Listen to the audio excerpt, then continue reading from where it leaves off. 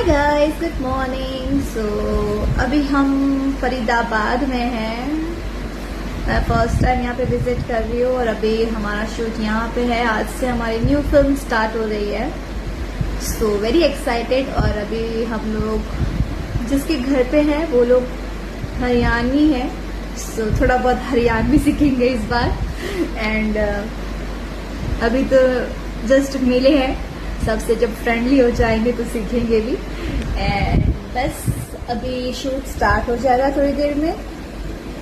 Yes, we are excited. हम लोग फरीदाबाद में हैं फर्स्ट टाइम। इतना यूपी में हमेशा हम लोग MP, UP, Bihar side shoot तो करते ही रहते हैं। इस बार लोकेशन चेंज हुआ है, देखते हैं कैसा होता है, क्या क्या एक्सपीरियंस होते हैं।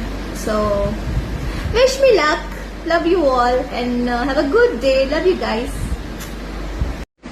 Hi guys, good morning. So अभी हम फरीदाबाद में हैं।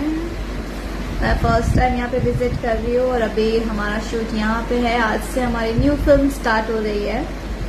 So very excited. और